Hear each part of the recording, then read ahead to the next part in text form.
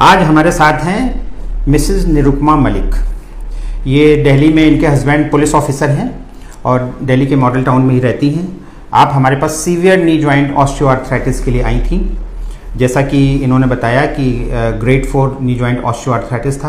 आज इनके माध्यम से ही जानेंगे कि वास्तव में इनको क्या क्या परेशानियां थी और इनकी हमारे साथ जो यात्रा है, ट्रीटमेंट की यात्रा कैसा रही। आज इनके 3 महीने पूरे हो गए हैं ट्रीटमेंट के और इतने दिनों में ये कैसा महसूस कर रही हैं। तो निरुपमा जी ये बताइए कि जब आप यहाँ आई थी, हाँ जी, तो आपको क्या क्या परेशानियां थी, डिटेल में बताइए उसको। सर मैं चल नहीं पाती थी। हाँ, मेरे को 2 मिनट भी खड़ा होना मुश्किल होता था। हाँ, और मैं सारी रात रोती थी। अच्छा, मैं नहीं सो पाती थी। हाँ, मेरे को इतना दर्द होता था कि दिल करता था कि जैसे बस जीने का कोई बेनिफिट नहीं है, कोई फायदा ही नहीं। मतलब पेन बर्दाश्त के बाहर था। हाँ जी, बर्दाश्त के बाहर था। हाँ। फिर मेरे को मेरी एक फ्रेंड मिली। हाँ, नहीं तो आपको सीढ़ियाँ चढ़ने में, चलने फिरने में क्या? सर सीढ़ियाँ तो मैं नहीं चढ़ पाती। अच्छा, नहीं चढ़ पाती नहीं, थी। नहीं। तो कैसे आपको जब इतना पेन रहता था तो कैसे आराम मिलता था आपको? सर बस वैसे पेन किलर खाती थी। पेन किलर से आपको कितनी देर आराम मिल जाता था? सर यही है कि जब तक आराम रहता था, हाँ। फिर दूसरी ले लेती थी। तो आपने जो इसके पहले हमारे यहाँ आने से पहले बहुत सारे डॉक्टर से मिली होंगी। हाँ जी। तो उन्होंने क्या आपको एडवाइस किया था? सर उन्होंने कहा कि घुटने बदलवाओ। अच्छा, नी रिप्लेसमेंट करवाओ। इसके अलावा आपको कोई मतलब इसके अलावा कोई चारा नहीं है? वो कहते थे कि और कोई चारा ही नहीं है। हाँ, हाँ। एक डॉक्टर ने तो कहा था देर मत करो। हाँ, देर मत करो, अभी बदलवा दो। अच्छा। तो फिर मैंने कहा नहीं, अभी नहीं बदलवाऊंगी, मैं ऐसे ही मैंने कहा दवाई खाऊंगी। जैसे एक्सरेज में आपको देख रहा था तो जॉइंट आपका ऐसे होना चाहिए ना। हाँ वो जी। बिल्कुल एक अंदर वाला स्पेस एकदम हड्डियां चिपक गई थी। हाँ जी, चिपकी हुई। आप भी जैसे बता रही थी कि हाँ जी, बिल्कुल ऐसे चिपकी हुई थी। चिपकी हुई थी हड्डियां। तो फिर जब हड्डियां आपस में रगड़ने लगती हैं, चिपक जाती हैं, तो इसको हम लोग ग्रेड 4 होता है। हाँ जी, हाँ जी। तो आपको इस ट्रीटमेंट के बारे में किसने बताया, कहाँ से पता चला? सर मेरी एक फ्रेंड थी। हाँ। वो यहाँ से बिल्कुल ठीक होके गई है। हाँ। उन्होंने मेरे को बहुत जबरदस्ती की। हाँ। पहले मैंने उनकी सुनी नहीं। हाँ। फिर जब मेरे को पेन मेरा बाहर हो गया, बर्दाश्त के बाहर हो गया। हाँ। फिर वो मेरे को खींच के यहाँ ले आई। अच्छा, वो खुद आपको यहाँ पे लेके जबरदस्ती ले आई। जबरदस्ती लेके आई तो मैंने यहाँ पे बात की, डॉक्टर साहब मेरे को मिले। हाँ। तो मैंने इनसे बात की। हाँ। तो मैंने जैसे इनकी बात सुनी तो मेरे को बहुत अच्छा लगा। अच्छा, मतलब आपको लगा कि ये सही जगह है, सही जगह ये हमारा मन का ट्रीटमेंट। क्योंकि मैंने फिर और भी लेडीज से पूछा यहाँ। हाँ। जो यहाँ लेडीज इलाज करा रही थी, मैंने उनसे भी पूछा। वो बोले हम तो ठीक है, हमारा तो 70%, हम तो 80% है। तो मेरे को एकदम विश्वास हो गया। एक अंग्रेजी में कहावत है, हाँ जी। Seeing is believing. हाँ जी। जो दिखता है वही बिकता है। हाँ जी, हाँ जी। ये तो कहावत हमने भी काफी सुनी है। हाँ। तो जब मतलब पहले आपका कॉन्फिडेंस उस बात से आया कि आपकी फ्रेंड यहाँ पे ठीक होके गई। हाँ जी। फिर दूसरा कॉन्फिडेंस आपका इस बात से आया कि जब आप यहाँ आई तो आप बहुत सारे पेशेंट से मिली और सभी ने पॉजिटिव फीडबैक दिया। हाँ जी, मेरे को सबने पॉजिटिव बताया। मैंने अकेले में भी बात की। हाँ। जैसे मैं सीढ़ियों में जाती। हाँ। तो मैं अकेले में भी बात करती थी। जब नई जगह पे कोई जाता हाँ है ना, होता क्या है कि जब बहुत सारी जगहों पे जाके हाँ जी, लोग परेशान हो जाते हैं और हर आदमी एक ही एडवाइस देता है कि नी रिप्लेसमेंट के अलावा आपका कोई चारा नहीं है। हाँ जी। तो एक वो आपके मन में वो धारणा डीप सीटेड हो जाती है कि वास्तव में नी रिप्लेसमेंट के अलावा कोई दूसरा रास्ता हो नहीं सकता है। और जब कोई ये बताता है कि नी रिप्लेसमेंट से आप बच सकते हैं, तो आपके मन में जो एक प्रश्नवाचक चिन्ह उठना बड़ा लाजमी है, बहुत ही नेचुरल है। हाँ, तो सर ये मैं बिल्कुल परेशान हो गई थी। मेरा मन बन गया था। हाँ। मैंने कहा चलो भाई, नी रिप्लेसमेंट करवानी ही पड़ेगी। हाँ। मैंने ये भी कहने लगे थे मेरे को। मतलब एक सबसे बड़ी बात है कि भाई हमारे यहाँ 1000-2000 रुपए का तो ट्रीटमेंट है नहीं। हाँ, हाँ जी, देखो है ना। तो इसके बाद भी अगर इतना आपका कॉन्फिडेंस आया तो ये हमारे लिए जो है ना एक बहुत ही एनकरेजिंग है।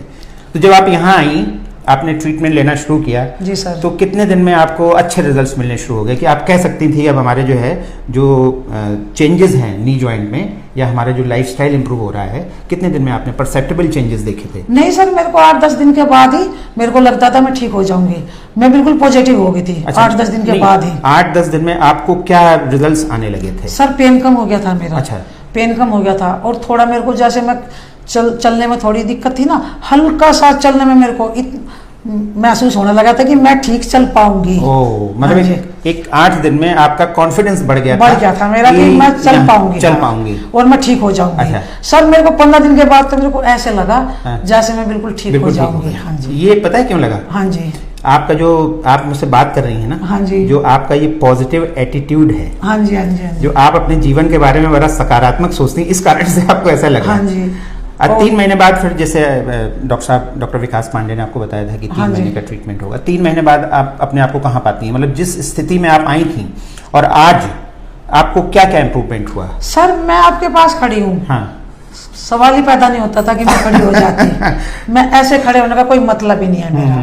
मैं 2 मिनट भी नहीं खड़ी हो पाती थी, अब मैं घंटों घंटों खड़ी हो जाती हूँ। घंटों खड़ी हो जाती हाँ जी। अच्छा, वॉक करना आसान हो गया? हाँ जी, वॉक करती हूँ मैं, जैसे चलती हूँ सीढ़ियों से अपने आप चलती हूँ, अपने आप उतरती हूँ, सब कुछ मैं अपने आप करती हूँ। जो खाना बनाती हूँ तो जब मैं खाना नहीं बना पाती थी, चेयर रखती थी, अब मैं अपने आप ही खाना बना लेती हूँ। सबसे बड़ी बात है कि रात में बिना रोए सोती हैं ना? बिना रोए सोती हूँ सर, रोने का तो सवाल ही पैदा नहीं। अब तो रोने का नहीं सर, मेरे को पेन होता ही नहीं है। तो आपने थोड़ा सा वेट भी घटाया ना यहाँ पे? सिर्फ 5 kg। 5 kg। हाँ जी। अभी 2-4 किलो और घटाने की जरूरत है सर। 60 हो गया, अब तो बहुत हो गया, 2 किलो और 58 आ जाइए ना। चलो सर, वो तो मैं वो भी कर लूंगी। वो भी हो जाएगा। हाँ जी, हाँ वो भी हो अच्छा, जाएगा। ओवरऑल क्या है, जैसे नी जॉइंट्स के अलावा और आप जनरल हेल्थ में क्या इम्प्रूवमेंट पाती हैं? सर मेरे को डायबिटीज भी थी। हाँ। यहाँ के जैसे सर ने मेरे को बताया कि आपको ये फॉलो करना, ये खाना, जैसे आटा वगैरह, मूंग वगैरह का बताया, तो मैंने वो फॉलो किया, तो मेरा अब शुगर भी नहीं है। शुगर भी खत्म हो गया? नहीं जी, शुगर भी नहीं है। तो इसकी उपलब्धि तो उसको भी बताना पड़ेगा। हाँ, तो वो तो आपको जाती है ना, हमें नहीं जाती। ईश्वर को धन्यवाद देना पड़ेगा ना। नहीं सर, आपने तो हमें रास्ता दिखाया। ये सर आपका धन्यवाद है बहुत बहुत, आपने तो रास्ता दिखाया सर हमें, जो जो इन्होंने आपने फॉलो करने के लिए बताया। अच्छा, फॉलो करना मुश्किल तो नहीं लगा कि? नहीं सर, मैंने करा फॉलो। अच्छा, पहले मैंने सोचा, मैंने कहा चलो ऐसे रहने दो, लेकिन फिर नहीं, मेरे हस्बैंड मेरे साथ। वो होता क्या है ना, जब आपको थोड़े से पॉजिटिव रिजल्ट्स मिलने लगते हैं ना, तो एक एनकरेजमेंट आता है। हाँ जी। तो जब आपको पॉजिटिव रिजल्ट्स मिलने लगे तो आपको लगा कि नहीं, अगर हम इसको फॉलो करेंगे तो मेरी कंडीशन बहुत अच्छी हाँ सर, उसका बेनिफिट हमें बहुत ज्यादा मिला है। मिलेगा। और फिर मेरे हस्बैंड मेरे साथ थे, वो कहने लगे, बोले जैसे डॉक्टर कहते हैं वैसे ही करो। हाँ। तो सर, वैसे आपके हस्बैंड पुलिस ऑफिसर लगते नहीं है, बिल्कुल सीधे सच्चे सज्जन इंसान है। हाँ सर, पुलिस वाले बड़े कड़क होते हैं ना? नहीं सर, वो कड़क नहीं है। और वो उन्होंने ज्यादातर ऑफिस ही काटे हैं, मतलब अपने जीवन में ऑफिस में रहे हैं वो जैसे थाने वालों में कम ही गए। हाँ, और सर उनकी सभी तारीफ करते हैं। नहीं, वो है काबिले तारीफ है। हाँ, और सर मुझे तो, मैं तो यहाँ पे आने के बाद मैं तो अपनी जो भी मेरी फ्रेंड है, मैं तो सर बताती भी सबको। मैं कहती हूँ सबको, मैंने कहा वहीं पे जाओ भाई, वहीं पे जाओ। आपने हमसे बात की। हाँ जी। इस बात के लिए मैं आपको तहे दिल से धन्यवाद देता हूँ, और मैं आभारी हूँ कि इस बात के लिए आभारी हूँ कि आपने हमारे ऊपर विश्वास किया और उस विश्वास के फलस्वरूप आपको इम्प्रूवमेंट हुआ। मुझे उम्मीद है कि आपके माध्यम से आपके जो जानने वाले हैं सोसाइटी में बड़े लोगों को लाभ होने वाला है, और बड़ी संख्या में आप यहाँ पे मरीजों को लाने वाली हैं। हाँ जी सर, मैं सबको बताऊंगी। Thank you so much. Sir आपको मैं जिंदगी नहीं भूल पाऊंगी, क्योंकि मैं यहीं से ठीक हुई हूँ। और सर आपका बहुत बहुत आभार है। बस मैं आपसे रिक्वेस्ट यही करूंगा कि जो हम लोग मेंटेनेंस प्रोग्राम बोलते हैं ना, 20 मिनट आप इसको फॉलो करती रहें। हाँ जी। ताकि जो रिजल्ट्स मिले हैं वो वापस ना जाएं, और 20 मिनट अपने घुटनों को देती रहेंगी, फूड ठीक रहेंगी, तो आपकी डायबिटीज हमेशा ठीक रहेगी। हाँ जी सर। जो डायबिटीज के कारण जो आपको डैमेज आया है शरीर में, वो रिवर्स हो जाएगा सारा का सारा, ठीक है ना? और आप बिल्कुल नॉर्मल सामान्य लाइफ जिएंगी। जी सर। तो मैं आपसे फिर से आपको मैं बहुत बहुत धन्यवाद देता हूँ, और ईश्वर से कामना करता हूँ कि आप ऐसे ही हमेशा स्वस्थ रहें, मुस्कुराती रहें और लोगों को स्वास्थ्य बांटती रहें। तो ये थी मिसेस मलिक। जैसा कि हर बार मैं अपने वीडियो में आपको ट्रीटमेंट के बारे में बताता हूँ कि मिसेस मलिक को ग्रेड 4 ऑस्टियोआर्थराइटिस था। इनका जो अंदर वाला स्पेस था वो बिल्कुल चिपक गया था, इसको ग्रेड 4 ऑस्टियोआर्थराइटिस बोलते हैं। इसका बहुत ही आसान उपचार है। जो नी ज्वाइंट है उसके supports low back to foot start होते हैं, लो बैक टू फुट होते हैं, और वो जो सपोर्ट्स होते हैं वो मसल्स, लिगामेंट्स और टेंडन्स के होते हैं। जब हमें एडवांस ऑस्टियोआर्थराइटिस हो जाती है तो उस समय मसल्स हमारी स्पैज में चली जाती हैं, लिगामेंट्स लैक्स हो जाते हैं और टेंडन्स में क्रॉनिक टेंशन आ जाता है। हम लोग अपने ट्रीटमेंट के माध्यम से इन मसल्स का और टेंडन्स का क्रॉनिक टेंशन और क्रॉनिक स्पैज्म को रिलीज कर देते हैं। जैसे ही क्रॉनिक टेंशन और क्रॉनिक स्पैज्म रिलीज होता है तो हमारी थाई बोन और लेग बोन का रीअलाइनमेंट होता है। केवल रीअलाइनमेंट से नी जॉइंट ऑस्टियोआर्थराइटिस का ट्रीटमेंट नहीं होता है। हमारे जो थाई बोन है उसकी यूनिक स्ट्रक्चर होती है, इसमें 2 उभार जैसी संरचनाएं होती हैं जिनको हम लोग कॉन्डाइल्स बोलते हैं। जो अंदर वाला उभार होता है वो बाहर वाले उभार से थोड़ा सा बड़ा होता है। ये जो स्ट्रक्चर है नेचुरल है, ये ईश्वर ने ही हमें ऐसे बनाया है, और इसी यूनिक स्ट्रक्चर के कारण हमारे इस नी जॉइंट का होलिस्टिक करेक्टिव प्रोग्राम संभव हुआ है। इस छोटे और कॉन्डाइल्स छोटे और बड़े होने के कारण जब हम चलते हैं तो उस समय हमारे नी में लॉकिंग और अनलॉकिंग मूवमेंट्स होते हैं। क्योंकि ये इम्बैलेंस ऑफ द स्ट्रक्चर है, ये हमारे जो बीच में कुशन होते हैं जॉइंट्स में, जिनको हम मेनिस्काई बोलते हैं, उन पे ये रोटेट मूव करते हैं। तो साथ में जब हम चलते हैं तो लॉकिंग और अनलॉकिंग मूवमेंट के साथ एक एडिशनल क्लॉकवाइज और एंटी क्लॉकवाइज रोटेशनल मूवमेंट होता है। जैसे जैसे हमारे नी स्पेसेस कम होते जाते हैं रोटेशनल मूवमेंट घटता जाता है। जब रोटेशनल मूवमेंट्स धीरे होते हैं तो बहुत सारे पेशेंट्स को आपने देखा होगा कि वो गड्ड-मट चलते हैं, क्योंकि अपने नी जॉइंट को नहीं खोल सकते हैं। इस जो चाल को बोलते हैं डक लाइक गेट, बतख की तरह उनकी चाल हो जाती है। तो ऐसी कंडीशन में क्या होता है कि इम्बैलेंस ऑफ दी कॉन्डाइल्स के कारण हमारी थाई इनवर्ट्स रोटेट हो जाती है और शिन आउटवर्ड्स रोटेट, मीन्स हमारा जॉइंट ट्विस्टेड हो जाता है। तो हम लोग जो करेक्टिव प्रोग्राम है उसके द्वारा जॉइंट को अनट्विस्ट कर देते हैं। जैसे ही हम जॉइंट को अनट्विस्ट करते जो हमारी चिपकी हुई हड्डियां हैं वो हमारे स्पेसेस वाइड ओपन होने लगते हैं। धीरे धीरे हमारे स्पेसेस वाइड ओपन होते हैं।